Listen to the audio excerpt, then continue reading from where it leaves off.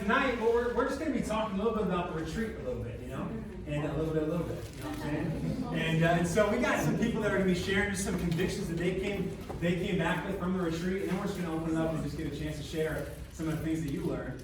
But it was an amazing time. The theme was King of Hearts. We studied through David's life and learned so much from him. There's so many things you can take away from David's life. So much of the Bible is dedicated to him and what he did. And I think he was one of Jesus' heroes. And so any hero of Jesus is one of mine as well.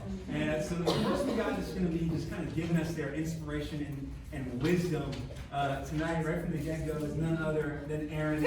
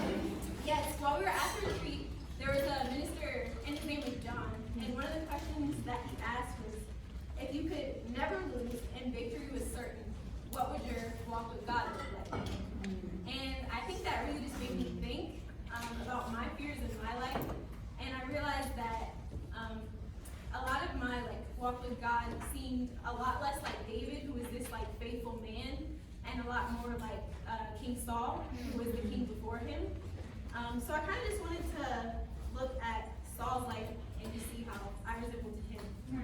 Aryn. So if we could go to 1 Samuel 10. Let's go, Aryn. Let's go, Aryn. She's here.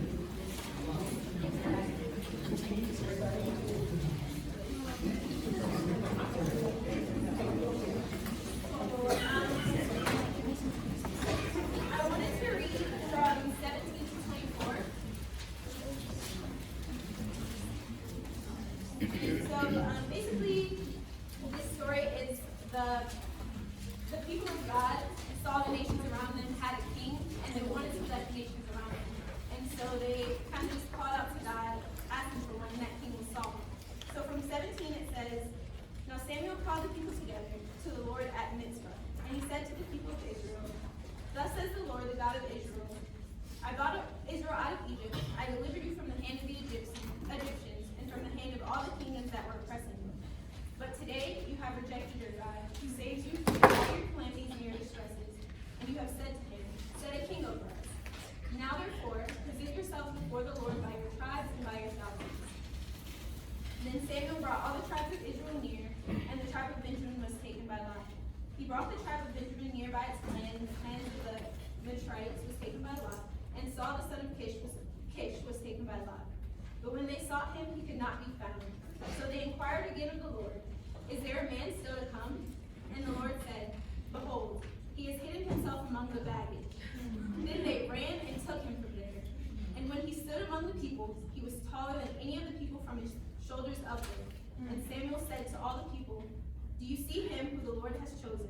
There is none like him among all the people. And the people shouted, Long live the king. So we have Saul here, who I feel like in his whole kingship was really characterized by his fear. So he was taller than all the other men. The Bible describes him as being very handsome, but still his perception of himself made him fearful. And when they were looking for him, he was hiding among the baggage, kind of just trying to blend in with everybody else. So that's kind of my question for us today. Like, are we hiding among the baggage? And so, yeah, I think for Saul, his excuse was kind of, well, I'm a Benjamite, and like I'm from the smallest tribe, and so because of my upbringings, I can't do this thing. But I think for us, it can be a lot of like, well, you know, maybe I don't know the scriptures well enough, or I don't feel like I was raised in like this type of family, so like maybe I can't go to what God has called me to, and those are kind of the excuses that we have. So I just wanted to share from my life. I feel like my main fear that like hinders me from God's calling on my life is just being scared of being vulnerable. If you don't know me, I'm very emotional and like very sensitive. So I feel like it can be scary to share my emotions and my feelings with other people. And so at this retreat, we had a class on emotions that was led by Faina. And she was like referencing us bearing each other's burdens. And she was saying that it was God's will for us to do that for each other. But she asked the question of, are we too prideful to let others know that we need help? And I was sitting there like, yes, I am. And so I feel like after hearing that, I kind of wanted to challenge my fears, and I feel like the retreat was just the perfect time to do that.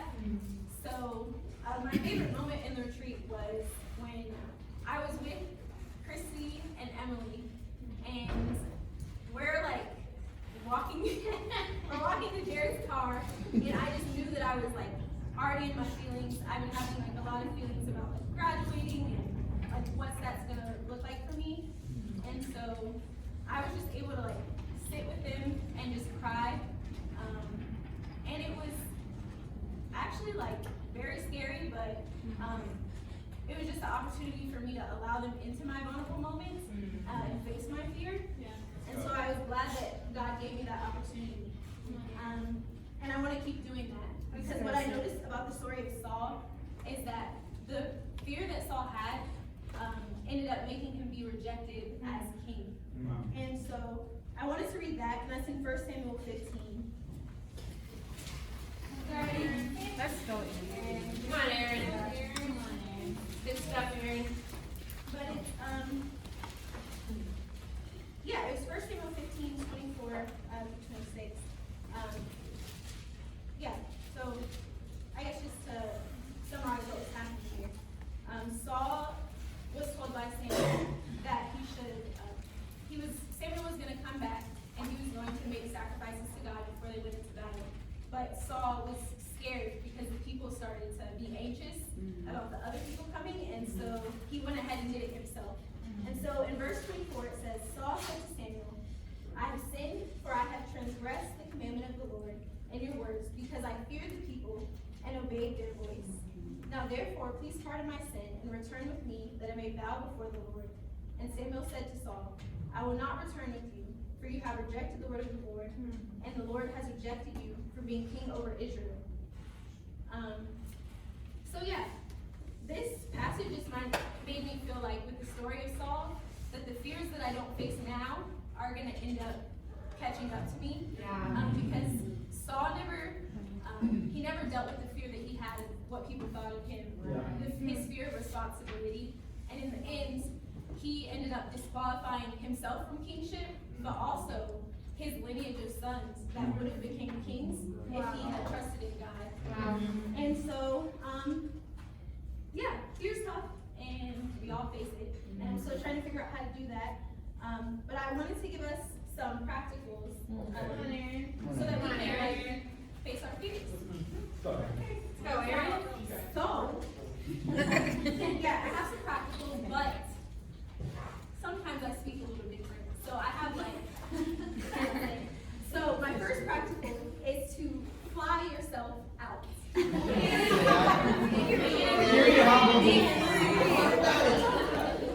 like message version of fly yourself out, all that means is to just use your resources. And so we were put in the body of Christ. We have tons of people with wisdom that we can rely on. And so we should utilize those people. Even the events like the retreat that we get to go to and like learn from people with wisdom, that's something that we can do to face our fears. And so what I noticed in Saul's life is that Saul didn't really go to Samuel inquiring of advice. Samuel usually had to come to Saul. But when we see the life of David, we see that David had like his mighty men that went out to battle with him. He had great friends like Jonathan and Nathan. And then David always inquired of Saul and inquired of God, most importantly, before he made decisions. Yeah. And so yeah, that's my first practical, to just utilize your resources and fly yourself out. My second practical is to hop out of your feelings and get in your bag.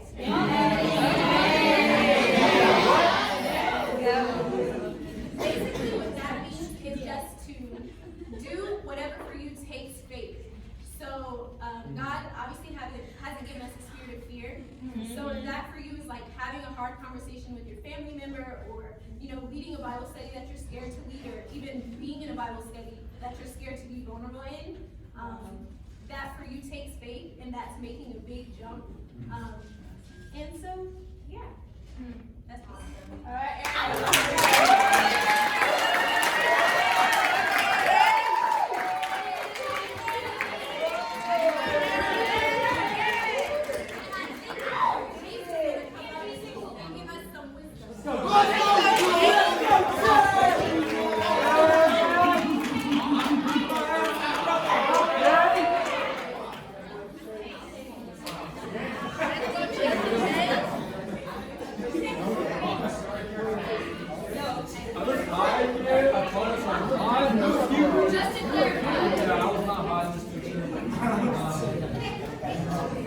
But yeah, Aryn, thank you for bringing that word to us.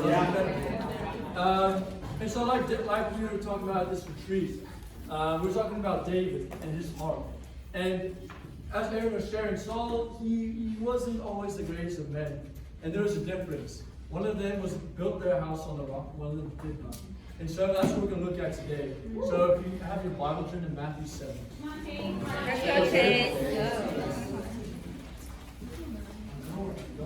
Alright, Matthew 7, verse 24 through 27. I got you. If you don't have your Bible, most of it's right there. I got you. I'm prepared for you. Alright. Matthew 24 says, Matthew 7, 24 says, therefore, anyone who hears the words of mine and puts them into practice is like a wise man who builds his house on the rock. The rain came and the streams rose, and the winds blew and beat against the house.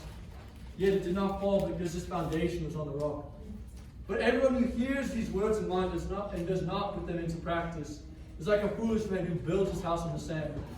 The rains came down, the streams rose, the winds blew and beat against the house, and it fell with a great crash. And so, as I was reading this passage, John was speaking to us, and he was sharing with us how, with both of these men, their situation didn't change. Just because their house was on a different foundation, this wind still came, the rain still came, the stream still rose. It didn't matter where your foundation was, because the troubled times will come. Right? Yeah. Let's go James. The only difference between the man on the rock and the man on the sand is the one had something to go after. The one had something to hide behind. When the streams came, the winds blew, and all that other stuff happened, right?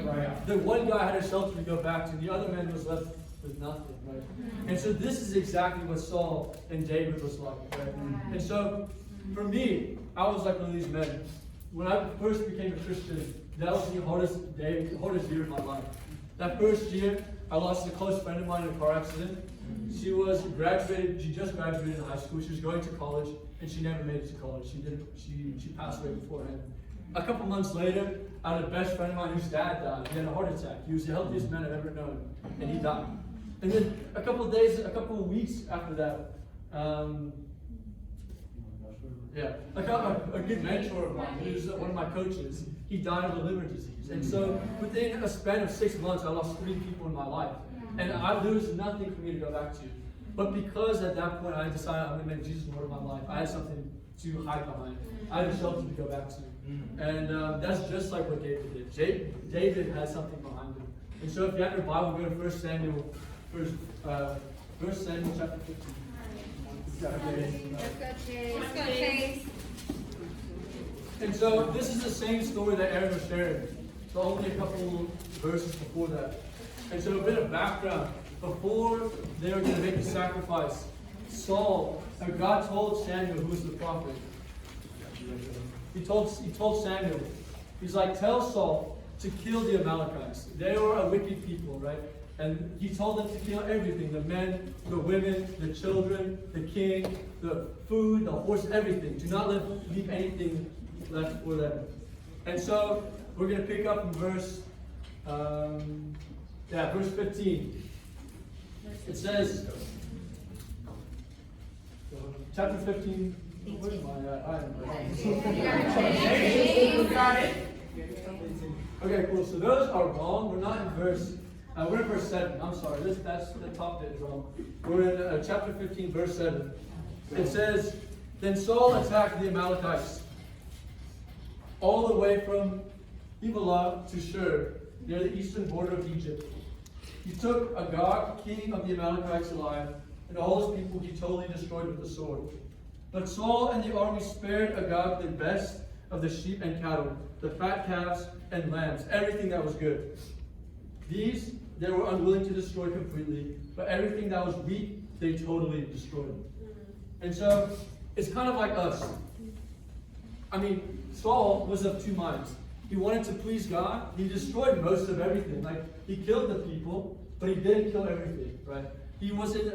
Part of him was living to please God, and the other part of him was living to please himself, right? And that is impossible. You cannot live to serve two masters. Yeah. You don't believe me? Go to Matthew and read it for yourself, right?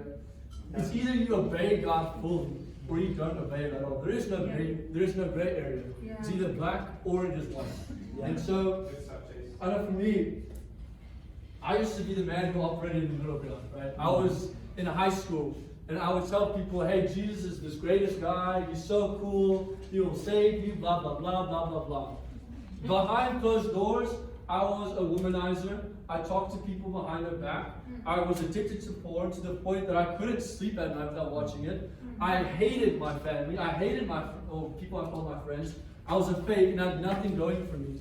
But at the same time, I was claiming God. And I was claiming to be this great person. But those two do not match up. That is not the truth.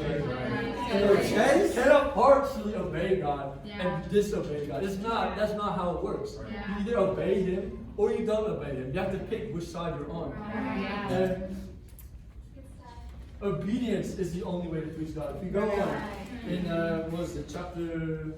if you go on into the story, let me just read it to you guys. It goes on into chapter 22. So at this point, Saul had done all these burnt offerings, he did all this stuff. And he says, does the Lord delight in burnt offerings and sacrifices as much as in obeying the Lord? To obey is better than sacrifice, and to eat is better than the fat of the rams. Right? So God does not care what you do, He cares if you obey Him. It's that simple. And so, if you want to live with your house built on the rock, you have to obey Him fully, to the extent that which God commands you, to go all the way. It's like a track coach, right? A track coach tells you, okay, I want you to run 100 meters. That doesn't mean run 50. That doesn't mean run 99. That means run 100. You have to go all the way in. There is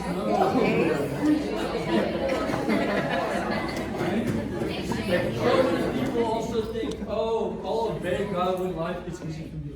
Oh, I'll do it later when life is simple, when I'm out of school, when I get old, when I get a job, when I have an internship, blah, blah, blah, blah, blah.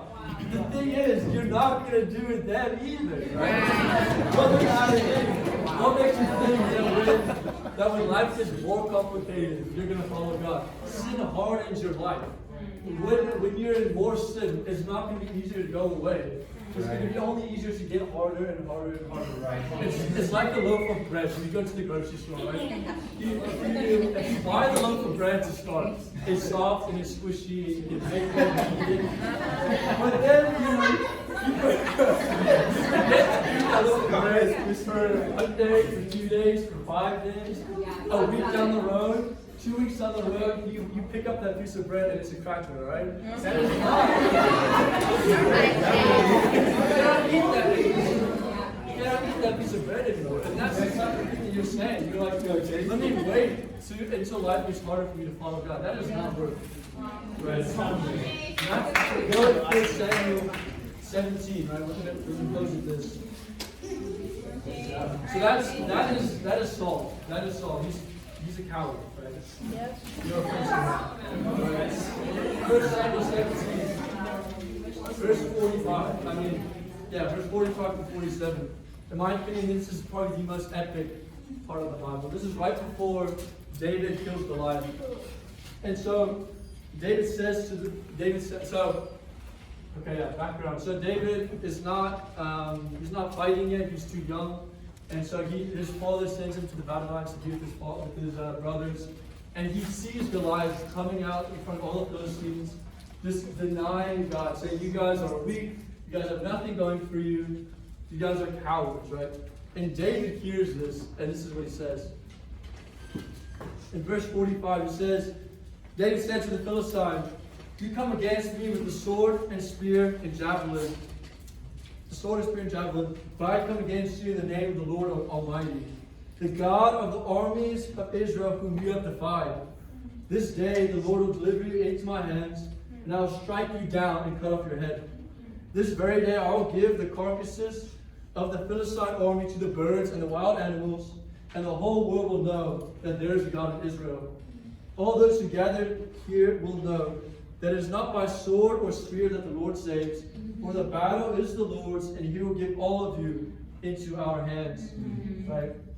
And so God, He doesn't want someone whose house is built on sand, that when someone is talking bad about your God, you're going to sit there and quiver and be afraid and be like the Israel army who looked around and said, who's going to stand up to me? He wants someone like David who's going to stand up and say, no, you do not talk about my God that way. That is my God, not your God. That is my God, baby. And so, will you be that man? Right? I want you to think about it genuinely in your heart. Are you that person that when people are looking at you or thinking, oh, God is this crazy person, when there are people speaking on campus about how God hates Jews and how He hates all of these other people, which is not true. I don't know if you ever read your Bible. Like, are you going to stand up to them and look them in the face and say, you are a coward? Or are you just going to let people hear this fake gospel? Like, what are you going to do? Are you going to stand up for your God's honor, or are you just going to sit down and let someone else do it for you? Right? And so, it kind of reminds me of, like, I don't know about you, but I'm a dog guy. I like dogs. They're really cute. And so, dogs are cute, Mom. And this is one breed. I don't know if you know dogs, but there's a breed called the German Shepherd, right? It is the most adorable thing. It's the most adorable thing you've ever seen. It's a super loving family dog. But when you come and you mess with this family, boy, you are dead. That thing will go for you, right? And it's the same way we need to be about Christ. When someone is attacking your faith, when someone is making fun of you, when someone is looking at you in the eye and saying all kinds of rubbish, are you going to fight them? Right? Are you going to stand up for your Lord and your Savior? And so, all I want to leave you with this is your life is all about obedience. If you really want to follow God, you have to obey Him. And in order to obey Him, you have to know what this says. Right? You cannot think, oh, I'm going to obey God by going, like, part of the days obeying Him and part of the days not. On Sunday, on Tuesday nights, on Friday nights, whatever. You can't be a Christian and not choose to be a Christian the other days. It's one or the other. And so I really encourage you tonight to go home, take a look at your Bible, and really think to yourself, are you obeying Christ? Because that is what it comes down to at the end of the day. You good? Right. And so God is going to judge you upon this. And so I really encourage you, become the man or woman who builds their house upon the rock, and not the one who builds their house upon the sand. All right, thank you guys.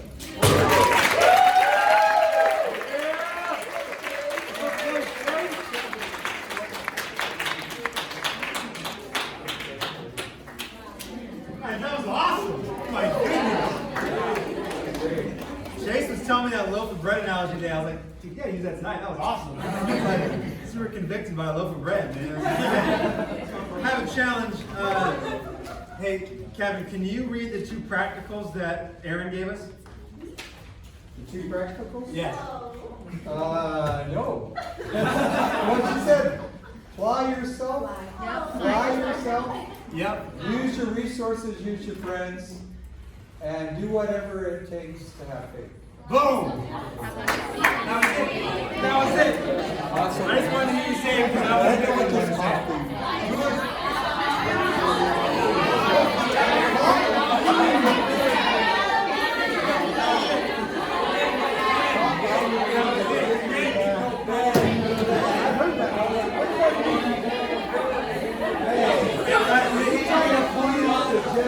All right, so what I heard was, Aryn, tell me if this is right. It was fly yourself out, period.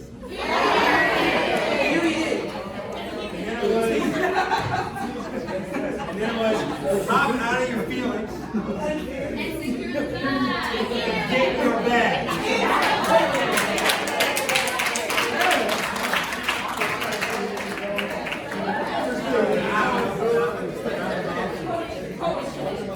Hey, does anybody just want to get some feedback and just what stuck out to you about what those two said? Ask me. The army crawler.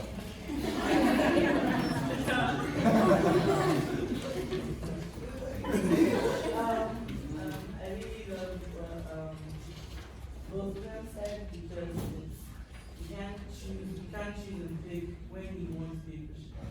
You're end of the water and you're dying to your own self. That's it. That's your job now. You can't go back to I just want to be one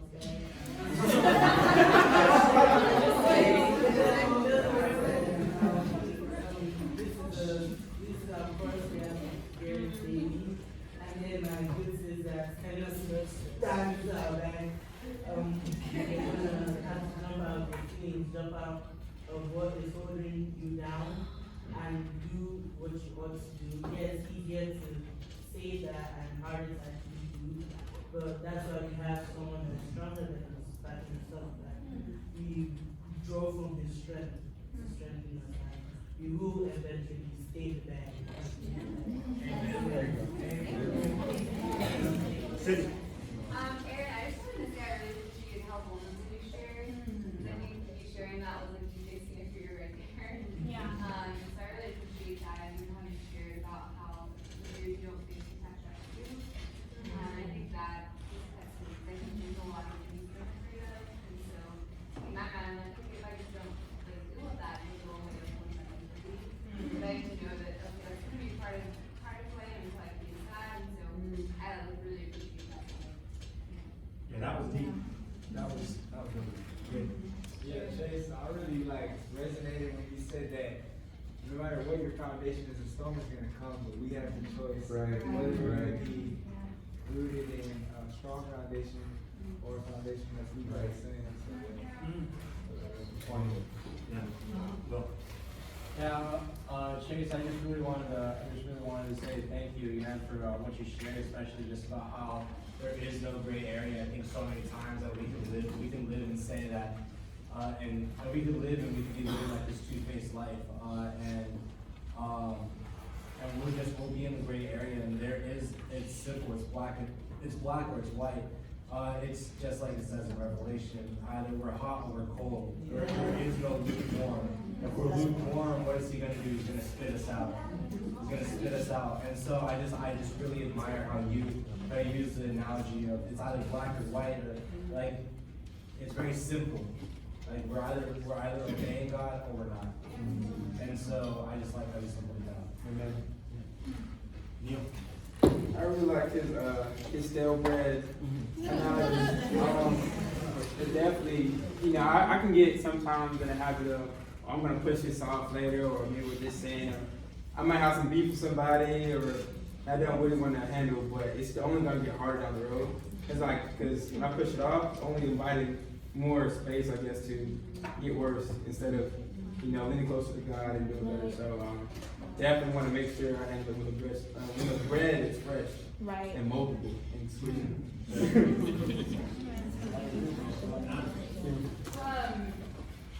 Aryn, I love how you took the theme of the retreat and just let yourself be changed by it. Because I just hearing you think about all the questions that were asked at the retreat of okay, if you live without fear, how would that change your walk with God? And then you examine in your heart, like using the Bible and like looking at David's life and looking at Saul's life and just kind of seeing where your fears were at, and then like literally being able to retreat and, you know, like bringing your heart before God and saying, okay, God, like I know this is my fear, so I'm just gonna like give it to you and like be open and vulnerable with my sisters. And so I think that I appreciate your authenticity and like everything that you said. I'm like, oh, this is what Aryn is doing. Like I really trust her when she says this. And then also, I lost my train of thought. But you're great. Good stuff.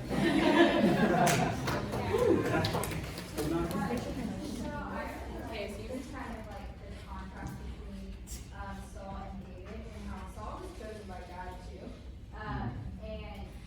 But Saul chose to define himself by what he could see, and I think even like Samuel goes on to talk about how like God sees the hearts, but we see what is visible. I think that was part of Saul's flaws, like he didn't trust God when God chose him. He chose to identify himself from what he was doing there, and he defined himself by that fear. While David was like fired, ready to go, like knowing he was small, knowing he was little, but actually like standing firm who God was, and that's what he defined himself in. So like, how much more did God use David, because David found his identity in God and God's strength, and not in his own stature. Yeah, that's awesome. That's for sure. Yeah, DJ. Piggyback off of what Chase is saying. Sometimes like the comparison with the man that built his house on the sand and the man that built his house on the rock. Sometimes as Christians we go through life trying to convince people, build your house on the rock, stable ground. But Jesus was a light, he didn't go around condemning people, like, look, you need to da-da-da-da-da. We're not meant to be harsh with people who, have not came to Christ yet. And so a lot of times people are able to see our own light. Maybe it takes them having to go through the storm to see how we stood through the storm and how, they'll come on, into the rock. So sometimes our example is the way to get it to people. Yeah. Let's give it up for these guys one more time.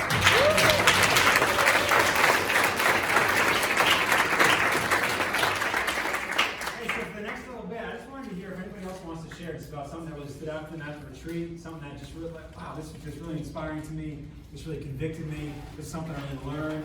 Just getting opportunities to share with each other about what we really learned. I know some people didn't get a chance to go, and I think it's really great when we can kind of hear what each other learned. Does anybody want to share something that really kind of stuck out to them? One? Or even going off with it, like what Chase, the point that stuck out to me with what Chase said was, like there's no middle ground. You're either for God or not. And even at the retreat, the guys' lesson, Kendall talked about how there's a lack of men. There's a lot of boys in church. And that like we need to stand up as men and become men for God, and not and like with like what Chase was reading here of how like David stood up. And like even one of my favorite verses of this story is like 1 Samuel 17 verse 26. David asked the men standing near him, "What will be done for the man who kills this Philistine and removes this disgrace from Israel? Who is this uncircumcised Philistine that he should defy the armies of the living God?" And I think that's really what stuck out to me at the retreat, was just how we need to be men for God, that we need to be on fire for God, that we should be taking adventures for God, and like going abroad, going on mission trips, standing up for our faith and stuff. And so, yeah, that's what really stuck out to me at the retreat. Okay, so I was in a emotions class, and one thing that was said, she was just like, having emotions in the sense that God gave those to you for a reason. Just what you do with those emotions, like how you react to things, and that just really made me think of like the times I could have, I don't know, just taken a different route, but instead I decided to like feed into how I felt instead of like what scriptures say or like how I could have handled that better. So just looking at situations where I could have like been the bigger person or something like that, I don't know, I just really loved that, and just learning. I don't know, I also feel really insecure when it comes to things, when it comes to like talking about situations. So I think it was cool to realize that like God made me like this, like there's nothing wrong with me. It's just like how I use what He gave me. Totally. We live in a world right now where people like what you feel is the most important thing out there, right? And your emotions, like whatever you're kind of craving in the moment, satisfy it, and that's the most important thing to do, right? If you're hungry, eat this thing. If you're tired, do this. If you don't like your job, leave it. You know, if your school isn't kind of what you're hoping, get out of there. If school's kind of hard and you don't like it, then maybe school's not for you. You know, it's like, and it's a lot. It all comes down to kind of really how we feel. And our generation society has gotten a little bit kind of like soft when it comes to a lot of that sort of stuff. And it's hard when, like what Chase is saying, it's hard for us to go through storms. We don't like storms because we have instant comfortability or instant entertainment. And so the only way, we've got to learn how do we really navigate through our emotions and really find truth that we can really stand on and build our lives around so we can really weather a lot of those kind of things. But thanks for sharing. Shoff? Okay, so this is tying into a lesson, so bear with me. But, okay. So, I wasn't really prepared coming into the retreat, like, emotionally. I didn't, like, know if I was going to be able to go, because I was scheduled in for work, and my manager didn't take me off the schedule until an hour before I left.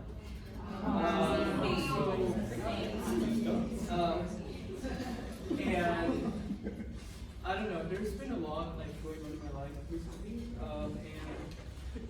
and so I wasn't prepared for like social activities.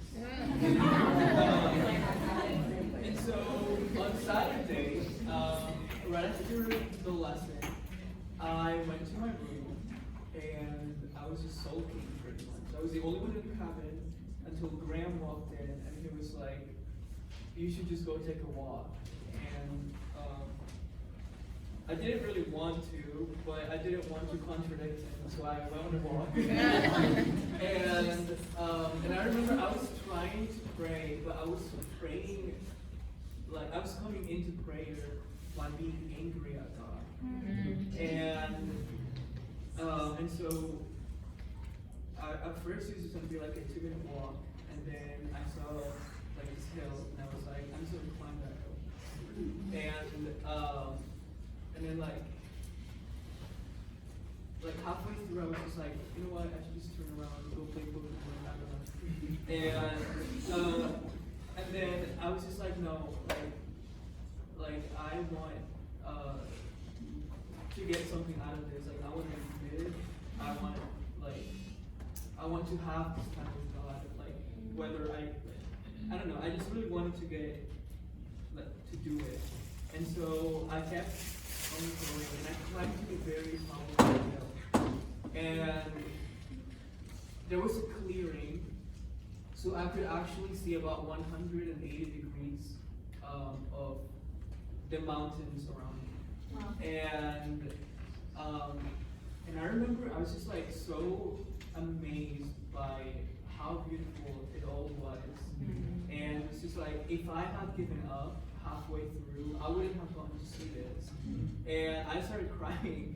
And like the last time I cried was probably when I watched Endgame.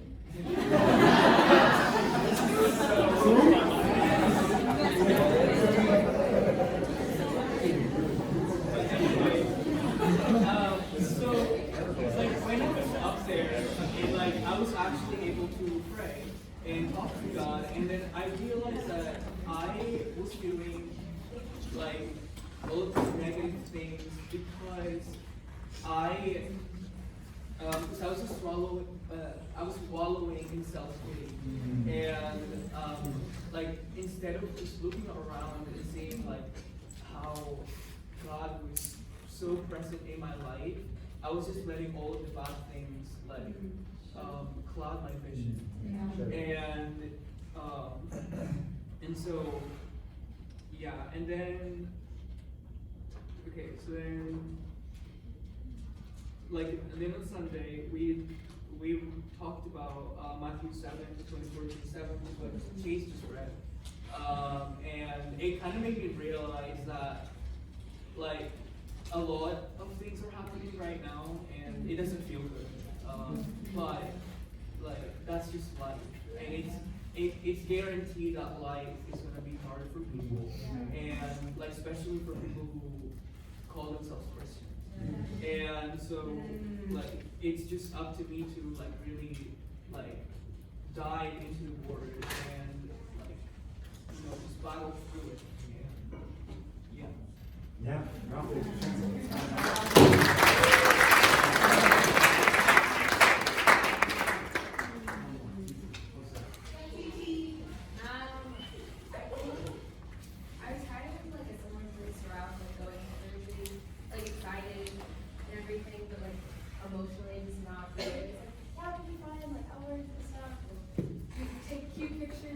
peace out, go back to the city. And I think I really was like kind of wrecked, which was like a healthy wreck. And I remember when we had like the all women's hustle, it was called the Heart of Cooley. And we talked about a lot of things, and one of the things that they did talk about was just vulnerability and like rawness. And I think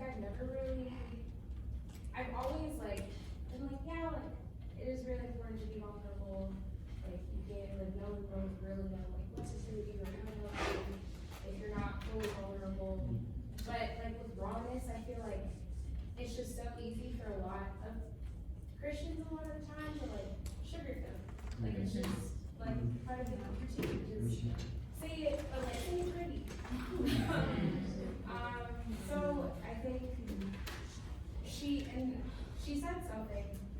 I don't remember who said it, but she said, I care very little if I'm judged by you, or I have to judge. And I was just like, wow. Like I was just like, oh dang. I think I'm always so careful. Even like I would be feeling like a immense amount of emotion and just questions and everything, and then someone will come up to me and be like, oh, like, are you okay? And I'll be like, I'm fine, like, things are great. And just like out of fear of being like, I don't want to word dump on you, and then you think I'm crazy. And just like the constant, just like avoiding being judged, avoiding like people thinking like I'm going through something. Everybody's going through something, like, just like having a heart of just like, I need to protect my youth, my image, my people, the way people see me, that I need to be all together all the time, that I need to be able to help other people, but I myself shouldn't be asking for help. Like it's just all this weird contradictory kind of going on in my head. And so when she said that, and a couple of the other things that she said, like just during the lesson, I was just really, I think, just like, oh, I'm not, like, I don't have to have it all together, like, I'm not supposed to have it all together. It's not, like, the point. So that was just she said another thing, and it was, that we have to avoid comfortability for vulnerability, which is something I just really struggle with. I just don't like being vulnerable. It's not, like, it just isn't fun, I guess. And it's really hard, and I think I just felt really challenged by that, and just learning, just like how David prayed to God. Just the things he said was kind of wild. Like his prayers were kind of like really real. Yeah. And people read those prayers. Like they're right everywhere. Everyone sees those. And so I think I was just like, wow, like he really just was like, God, I've laid it all out to you, and I don't, like, I'm probably gonna sound real wild doing it, but like this is what I'm feeling, so I'm gonna let you know, like, all of it. I think I never, even like with my prayer, like, if nobody's ever going to read my prayers, I'm just like, oh, I need to like make this pretty, or like, I don't know really what I'm trying to say, but like, yeah, I guess I'm okay. So just, I guess it was the beginning of like learning how I lack vulnerability, how much I lack rawness and realness, I guess. So yeah, good stuff.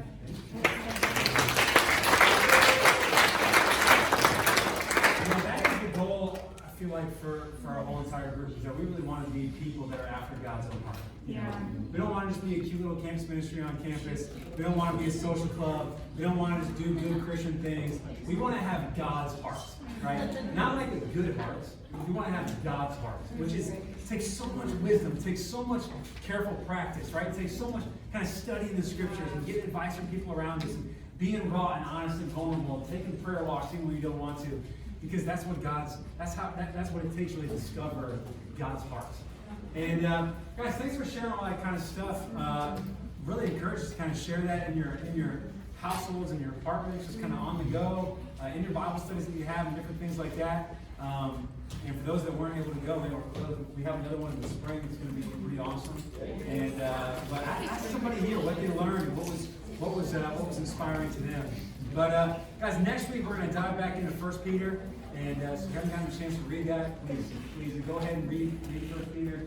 But you guys are amazing. We're going to say a prayer and then we're done for the night. All right, let's pray. God, we desperately just want to have a heart that longs for you.